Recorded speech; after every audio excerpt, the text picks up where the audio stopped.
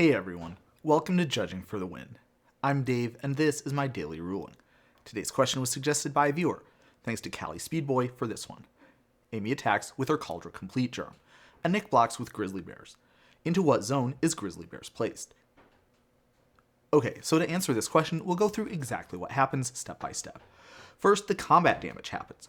Because the germ has first strike, it will deal its combat damage in a completely different step, before the Grizzly Bears does. This combat damage will cause Kaldra Compleat's ability to trigger, which will want to exile the Grizzly Bears. But, as longtime fans of the channel will know, triggered abilities do not go onto the stack right after they trigger. Rather, the game will perform state-based actions first. The thing that makes lethally damaged creatures go to their owner's graveyards is one such state-based action. So because Grizzly Bears was dealt 5 damage and only has 2 toughness, it will be put in a Nick's graveyard at this time. After that happens, the triggered ability from Kaldra Compleat will go on to the stack.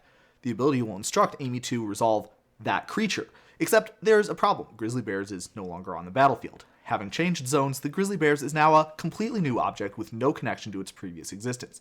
Accordingly, the instruction to exile it cannot be performed, and the Grizzly Bears card will remain in Nick's graveyard.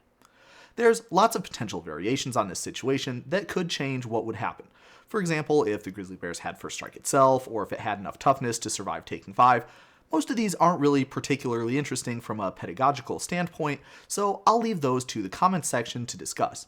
However, one point is relevant enough that I wanted to say a special call out for it.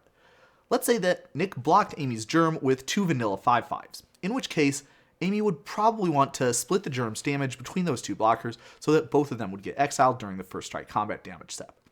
Unfortunately for her, this is not possible. Before assigning combat damage, you have to pick an order that the blocking creatures will be assigned damage in. It is not legal to assign damage to creatures later in the order unless all of the earlier creatures have already been assigned lethal combat damage themselves. If the creature assigning damage has Death Touch, that does get taken into account for the purposes of deciding whether a creature has been assigned lethal damage or not, meaning that a Death Touch creature could assign just 1 damage to both of the blocking creatures and kill them, regardless of their toughness.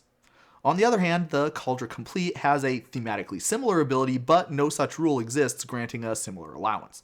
Therefore, it would not be possible for the Kaldra Compleat germ to kill both of the blockers. But that's all I have for you today. How did you do? Join me again next time for another daily ruling, but until then, I hope you have a great day.